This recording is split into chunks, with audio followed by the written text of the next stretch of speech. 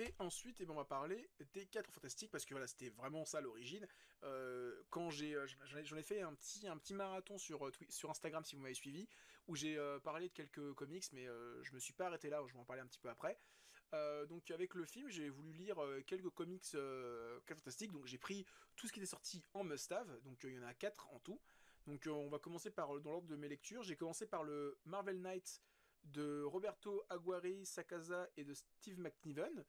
Donc qui raconte en fait, alors on fait partie de la collection des Marvel Knights, donc ça a été un truc qui a été commencé de ce que j'ai vu par Joe Quesada, et en fait ça voulait raconter d'autres histoires des personnages, et donc là on va suivre le quotidien des 4 Fantastiques en dehors de leur mission, donc il y a vraiment rien de super héroïque, rien de combat contre Galactus, et en fait on suit les 4 Fantastiques sur 7 numéros sur 14. Mais globalement, je trouve que ce qui se passe là-dedans est autosuffisant. J'ai pas envie de savoir la suite, ça m'intéresse pas plus que ça. Et en plus, je crois que la série a été annulée. Donc en vrai, avoir la suite pour avoir une fin qui n'a pas de fin, je m'en fous un peu. Et en fait, là, on va suivre les 4 Fantastiques qui sont sans le sou, qui ont été ruinés, qu'on leur a volé leur pognon, et donc ils doivent quitter le Baxter Building et trouver un boulot. Alors, ils galèrent tous. Alors, je trouve ça un peu bizarre de se dire que l'un des hommes les plus intelligents du monde ne trouve pas d'emploi, que l'un des mecs qui a inventé quasiment tout ce qui existe sur Terre, on lui dit ah mec, ton CV, ah non là, t'as pas cette expérience là. T'as passé trop de temps avec Galactus, t'as pas fait assez fait de boulot là, tu t'auras pas ta retraite. Donc je trouve ça un peu rigolo de se dire que Mister Fantastic n'arrive pas à trouver de boulot qui va voir tout le monde et qu'on lui dit ah non, ton salaire là, ton CV, non non, ça passe pas. Et par contre, t'as Sue Storm qui est vraiment la goat du bouquin, où vraiment c'est elle qui redresse la famille, qui gère la famille, qui trouve une nouvelle maison, qui trouve un emploi, qui gère tout le monde, et qui a en plus 2 enfants à charge, en plus des trois cassos là qui l'accompagnent. Non, vraiment très très bon. Ensuite, j'ai lu le fameux Voici venir Galactus, donc écrit par Stan Lee, et puis dessiné par Jack Kirby, Joe Buscema et John Byrne. Donc en fait, c'est 3 histoires avec Galactus, qui vient sur Terre à chaque fois, qui affronte les 4 Fantastiques, avec à chaque fois des années d'écart, parce que entre la première et la deuxième apparition, je crois qu'il s'est passé 6 ans, que Jack Kirby a laissé sa place à John Buscema, que après on avance, je crois, de quasiment 10 ans, et qu'on retrouve John Byrne qui est tout seul au scénario et au dessin. Et donc c'est intéressant de voir comment en fait les 4 Fantastiques, alors les premiers dessins, alors je pensais que ça me piquerait plus les yeux que ça, mais finalement je trouve que le style de Jack Kirby est plutôt cool. Par rapport à d'autres comics que j'ai lus des années 80 ou 90 où ça pique plus les yeux, et ben Jack Kirby ça me rebute moins, c'est bizarre. Alors pourtant c'est beaucoup plus vieux, c'est étrange, mais l'histoire est vraiment cool, de voir en plus ce côté très on peut pas l'affronter physiquement, il faut qu'on parlemente avec lui, il faut qu'on négocie avec lui. Je trouve ça hyper intéressant, très récent de montrer que c'est pas des super-héros qui se tapent dessus comme des bourrins, mais qui réfléchissent et qui essaient de trouver une solution pour affronter cette menace. Notamment, j'aime beaucoup la deuxième histoire avec Gabriel, qui a un côté très biblique, avec ce côté je suis l'ange qui apporte l'apocalypse. Moi, j'ai beaucoup apprécié. Il y a le 1, 2, 3, 4 sorti en 2001, écrit par Grant Morrison et dessiné par Jay Lee, où on suit en fait Fatalis qui se dit bon, j'arrive pas à niquer les 4 Fantastiques, il faut que je trouve un moyen de le faire, et donc il trouve un plan pour non pas affronter les 4 Fantastiques, mais défaire chacun d'entre eux. Et donc il trouve un plan machiavélique pour à chaque fois en battre un. Typiquement, il va proposer la chose de redevenir humain, il va envoyer Namor pour essayer de draguer ce Storm, il va piéger la torche en jouant sur son orgueil, etc. Et j'aime bien, c'est qu'à chaque fois, chaque chapitre se termine par la défaite d'un des Fantastiques, et t'as Fantastique qui fait plus que 3, plus que 2, et plus qu'un. Genre, typiquement, on sent vraiment une sorte d'horloge de l'apocalypse, où au fur et à mesure que les 4 Fantastiques sont éliminés, ben, le plan de Fatalis est mené à bien. Et enfin, j'ai lu Une solution pour tout, donc le début du run de Jonathan Hickman, qui est hyper intéressant. Alors, qui est hyper intéressant. Je suis pas, en fait, non, il est pas si intéressant que ça. Il est sympa, mais en fait, on t'explique au début que ce qui se passe dans ce chapitre, dans ce début de run, pose beaucoup de bases pour des choses qui vont être très importantes par la suite. Et j'ai lu la suite, et oui, c'est vrai que y a tout un délire par rapport au conseil des Richards qui est hyper intéressant pour la suite. Il y a tout le délire autour du fils Franklin Richards qui va être hyper intéressant pour la suite. Il y a tout donc le délire des Richards avec cette trilogie, cette triade qui gère le conseil, qui ont pour être des facettes de Red Richards. Hein. T'as le PDG, t'as le scientifique et t'as le guerrier. Et c'est super intéressant de voir toutes les bases parce que j'ai lu après le run de Hickman et il y a un côté très ce que les gens adorent chez Oda et Oda, le côté merde, j'ai plus le mot. Foreshadowing. Il y a beaucoup de foreshadowing avec Hickman où il pose des trucs, il se dit voilà, j'ai mis un truc là, je le récupère dans 5 ans. Et vraiment, tu vois les trucs, tu te dis attends, le truc qu'il a posé là, ça a de l'importance dans 50 numéros. Mais c'était il y a 5 ans. Ouais, il avait tout prévu. C'est génial. Donc les fans de Oda, je pense que Hickman, vous allez le kiffer. Et donc, j'ai lu le Nous sommes les 4 fantastiques. Donc, qui est l'anthologie. Qui est donc le deuxième que j'ai lu après celui de Wolverine. Et, parce que j'ai lu celui de Galactus après celui-ci. Et donc là, j'essaie de lire un peu, j'essaie de faire un peu un fil conducteur dans mes lectures, qui est très très cool. Alors encore une fois, je trouve que c'est dommage, on te parle de ça, tu dis ne pas le voir. Genre, typiquement, il y a un chapitre que je voulais absolument lire, où c'est dans le Je suis Galactus, la venue Galactus, on nous parle du fait que Red Richards, à un moment donné, il y a un chapitre où il a été jugé par les gens dont leur planète ont été détruites par Galactus, et donc il y a eu un immense tribunal pour juger Red Richards. Le chapitre est dedans, donc c'est super intéressant. Je voulais absolument lire cette histoire-là de comment les gens ont jugé Red Richards. Alors, j'ai pas tout le contexte avant, mais au moins, je vois cette histoire qui est hyper intéressante. Mais pareil, il y a un passage où on nous explique que la chose a une copine, que sa copine l'a quitté et s'est mariée avec la torche humaine, que cette femme était finalement une Skrull. Et ça, on le voit pas. Je dis, j'aurais aimé qu'on me le montre. Alors peut-être que c'était pas dans la même histoire, mais au moins le mariage de la torche ou la découverte de sa femme Skrull. Mais voilà, il y a des trucs sympas. Pareil, il y a un chapitre que je trouve qui n'a rien à faire là-dedans, où en fait on t'explique c'est un annual, où c'était l'origin story de Fatalis. Où on t'explique comment Fatalis était le fils d'une bohémienne en Latvérie, qu'il a eu une bourse pour venir en Amérique, qu'il a rencontré Red et Ben Grimm, qu'il avait une animosité avec eux, qu'il a eu son accident, qu'il a défiguré, qu'il est devenu magicien, qu'il est devenu Fatalis, etc. Je dis c'est cool, mais ça j'aurais aimé le lire dans un Je suis Fatalis, parce que je suis sûr et certain que dans un an, quand va sortir le film Doomsday là, chez Marvel, ils vont nous sortir un Je suis Fatalis, et que cette histoire-là sera à nouveau dedans, ce qui fait que ça va être redondant. Et je me dis, à quel moment tu te mets une histoire sur les origines de Fatalis dans un Je suis quel fantastique. Alors oui, c'est un de leurs méchants emblématiques, mais j'aurais peut-être aimé une autre histoire que ça, personnellement. Après, il y a des histoires, il y a des trucs que j'avais déjà lu avant. Il y avait typiquement, je crois qu'il y a une histoire qui est dans le run de Mark Waid. Il y a des trucs sympathiques, mais c'est vrai que par moment, je me dis merde, est-ce que je vais continuer à les prendre tous les je suis, parce que je trouve que des fois, alors ce qui est écrit est hyper intéressant, mais les choix des chapitres, des fois, je suis un peu déçu. Alors peut-être parce que je n'ai pas lu assez de comics, mais c'est vrai que des fois je me dis merde, le contexte d'avant ou d'après, ce qu'on t'explique qu'est-ce qui a mené à ça, est plus intéressant que ce que tu lis à ce moment-là. Donc je sais pas, je continue à les prendre pour au moins les personnages qui m'intéressent. Je pense pas me faire la collection complète des Je suis, ça c'est sûr et certain. Et donc j'ai aussi pris en poche le run de Mark Waid, qui est considéré comme une très bonne porte d'entrée dans les 4 fantastiques, parce que c'est un run plutôt récent, qui date de 2002, donc bon, qui a 20 ans, pour moi je serais qu'une bonne porte d'entrée, où tu suis les 4 fantastiques qui vont se retrouver, qu'est-ce que j'ai noté, euh, qui prend une partie ouais, donc une histoire réaliste. On va suivre les personnages qui auraient inspiré. Ah oui, non. Oh, attendez. Je me suis précipité.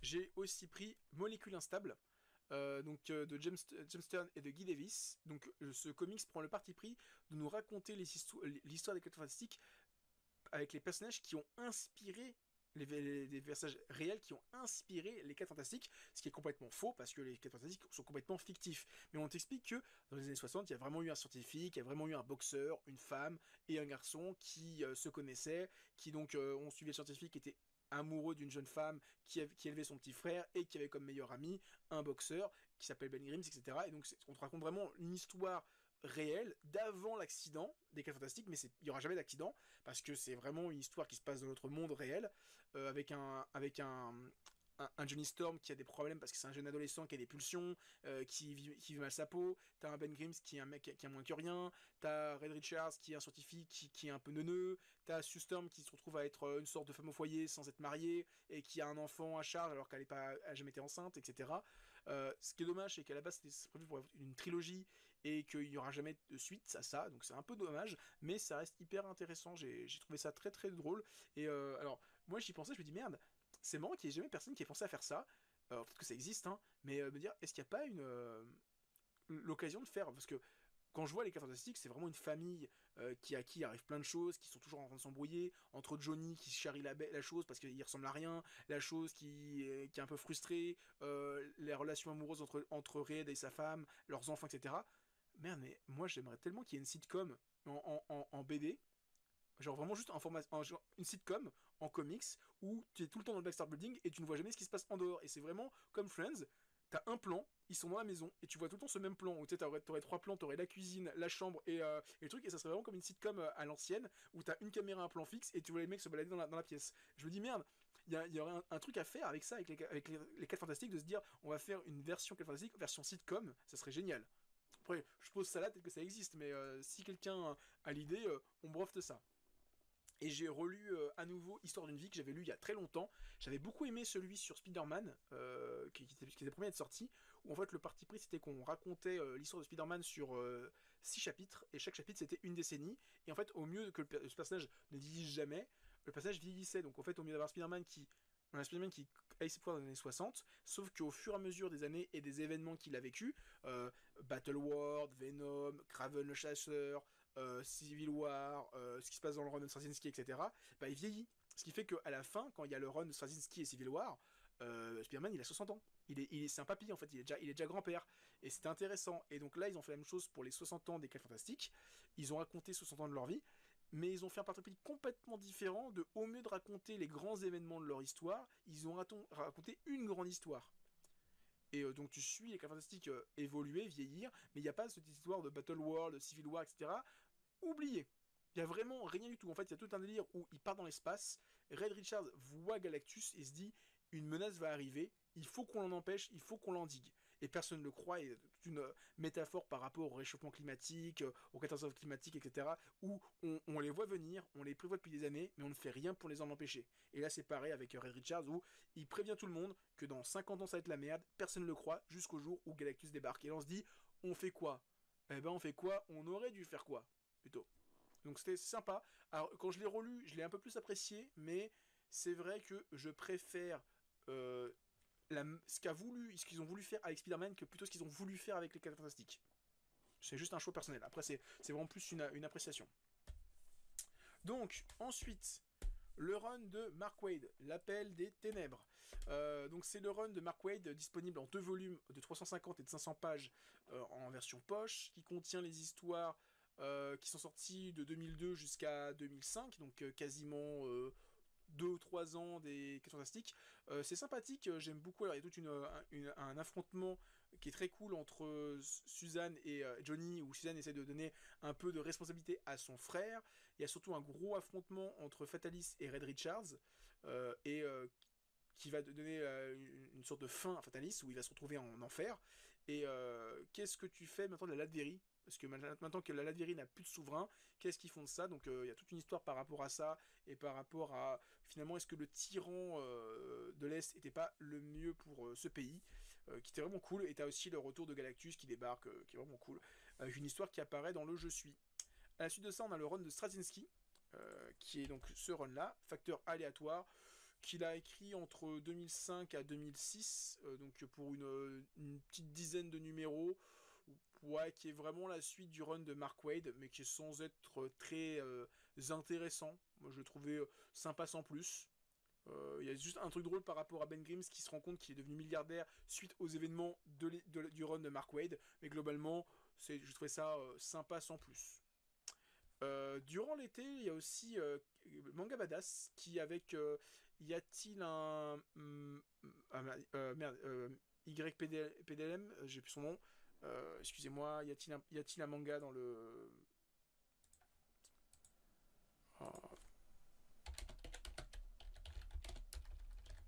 sorti un manga. J'ai plus son nom. Bon.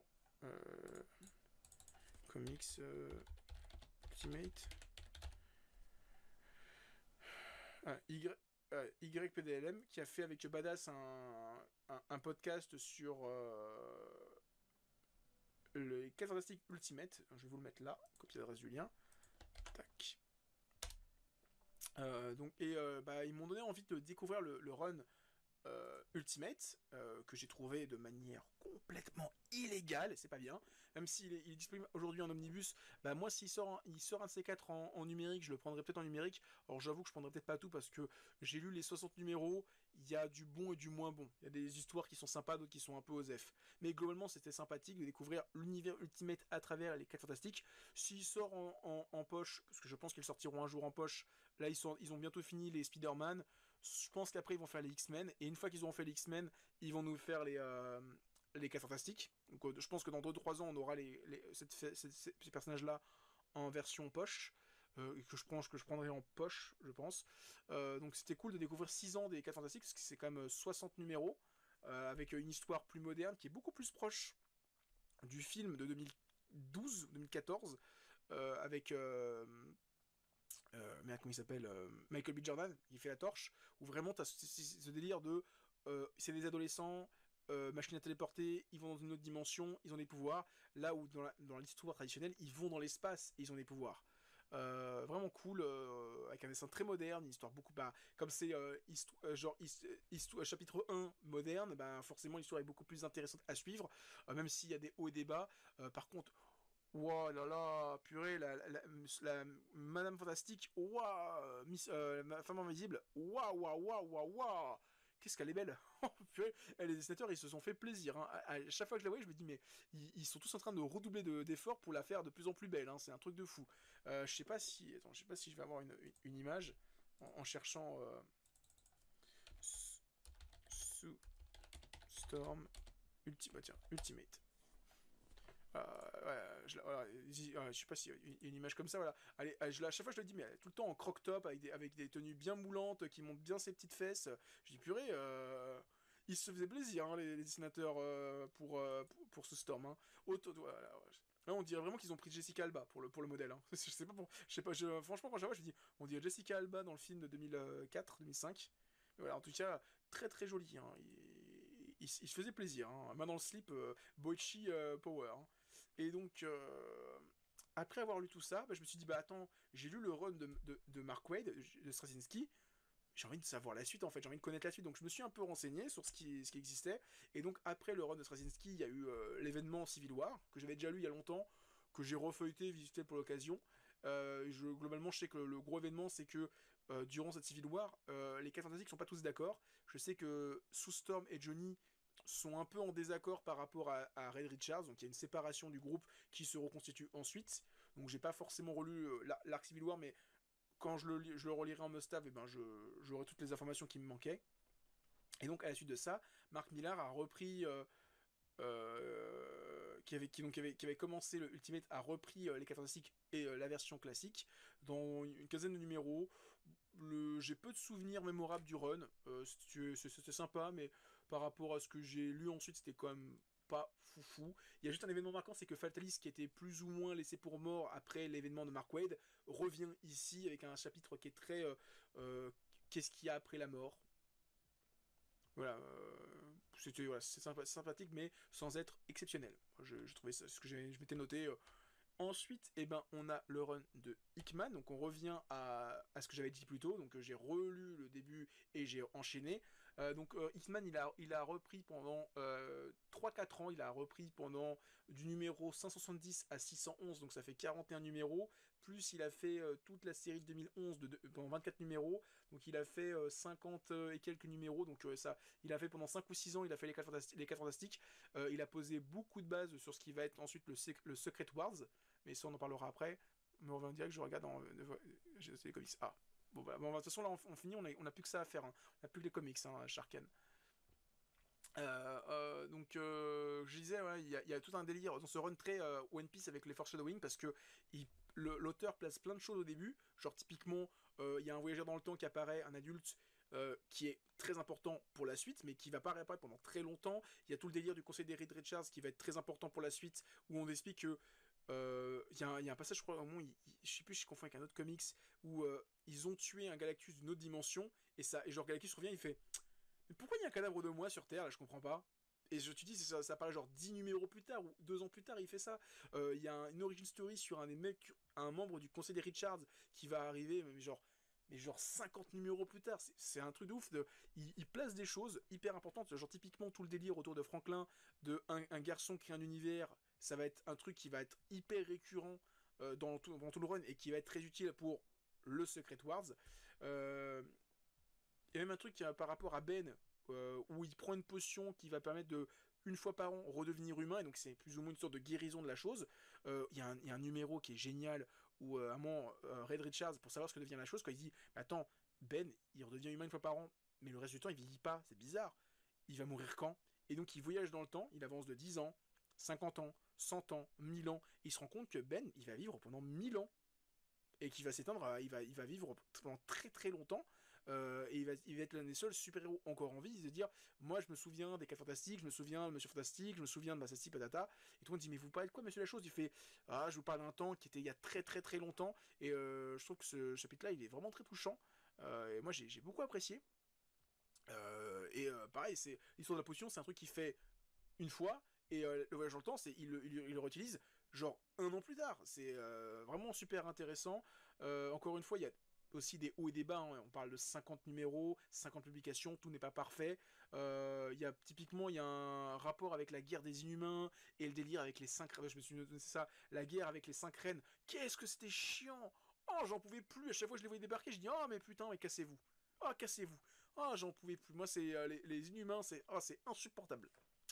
Bon, mais dans l'ensemble, après le run est très très bien. Et si il sort un jour en numérique, parce que là il est il est que en omnibus, et je suppose, enfin, moi je suppose qu'ils vont le sortir soit un jour en poche, soit un jour en issue. Parce que de ce que j'ai compris, c'est que Hickman il en sorti que en fascicule, et que c'est la première fois qu'il sort en version intégrale, en version classique. Et je suppose que, j'espère qu'un de ces quatre Panini le ressortira en version fragmenté en volume, en deluxe, et là je sais qu'ils le sortiront en numérique, et là je les prendrai en numérique parce que c'est très très bien. Hickman, c'est vraiment avec le Mark Waid, c'est vraiment l'un des meilleurs runs que j'ai lu. À la suite de ça, on a eu le run de Fraction, qui est pas incroyable. En fait, le truc, c'est qu'il a repris pendant un an les 4 Fantastiques, où l'histoire, c'est que Monsieur Fantastique, il a une pustule sur le bras, et il se dit ouais, bon, on va partir en vacances avec les enfants, on va prendre une machine à voyager dans le temps, on va voyager pendant un an dans le temps, et on revient il demande à 4 mecs de prendre leur place, donc Ant-Man, la chef des Inhumains, une meuf qui a été la chose pendant un temps, et Miss Hulk qui dit on part pendant 4 minutes, vous vous débrouillez. Et nous on revient. Et donc tu suis juste les capacités qui font un road trip dans le temps. Voilà, c'est sympathique, mais globalement, t'as vraiment l'impression d'avoir enchaîné un an de hors série. Et à la suite de ça, on a le run de Robinson, et c'est plus ou moins la même chose. J'ai rien noté d'intéressant sur lui. Le run suivant, c'est celui de Robinson qui a fait de 2014 à 2015. Pendant lui aussi une quinzaine de numéros, et c'est plus ou moins la même chose. Sauf que cette fois, c'est un peu la fin des 4. Beaucoup de passages qui font clin d'œil référence à d'anciens numéros. Alors, en ayant lu les runs d'avant, j'ai compris, notamment sur les 500 numéros des classiques, il y a d'autres qui me sont passés un petit peu au-dessus. Oui, c'est vrai qu'il y a tout le passage avec le tribunal, où il t'explique, il fait oui, quand Galactus est venu, oui, quand ceci, oui, les Inhumains, oui, ceci. J'ai fait oui, j'ai la ref, j'ai lu où je suis, oui, j'ai la ref. Il y a d'autres trucs, non, j'ai pas la ref, j'ai pas tout compris. Et on arrive à l'événement Secret Wars, écrit par Jonathan Hickman et dessiné par Ezra Rebick et Paul Renault, je sais plus ce qu'il a fait, que j'ai pris en numérique, en must-have, que j'ai pas prévu de prendre, et je me suis dit, je t'ai lancé dans ma lecture des 4 je dis, oh, allez, je le prends, je l'achète, de toute façon je l'allais l'acheter un jour, donc autant l'acheter tout de suite. Donc le principe c'était, alors le truc c'est que pour tout comprendre à Steven Live, il aura fallu que je lise aussi le Ultimate, donc les Avengers de Jonathan Hickman, parce que c'était là-dedans qu'il préparait le délire de le multiverse de Marvel est en train de mourir, et donc tous les univers s'entrechoquent les uns avec les autres, et il ne reste maintenant plus que 2 univers, l'univers classique, donc celui qu'on connaît, hein, celui de tous les personnages, et l'univers Ultimate, donc celui dont j'ai parlé avec les 4 Fantastiques, et donc Fatalis obtient un pouvoir, il dit nique sa race, je fusionne tout et je crée un nouveau monde qui s'appelle le Battle World. Donc un monde où il est un dieu tout puissant, où il a effacé Monsieur Fantastique de la réalité, où la torche est censée être un soleil, où il est marié à Sue Storm et dont ses enfants sont les enfants de Red Richards. Donc il a fait croire à eux que c'est leur papa depuis toujours, mais ils leur ont effacé la mémoire. Sauf qu'il y a eu des survivants, Red Richards a survécu, il est dans un vaisseau spatial, il débarque des années plus tard, et il y a des méchants d'un autre univers qui débarquent, celui de l'univers Ultimate. Donc t'as Thanos, je sais plus qui c'est, t'as tous les mecs, t'as tous les splits de Thanos, t'as un méchant des Inhumains, t'as un autre méchant, et t'as celui qu'on appelle le Maker, donc qui est la version méchant alternative de Monsieur Fantastique dans l'univers Ultimate.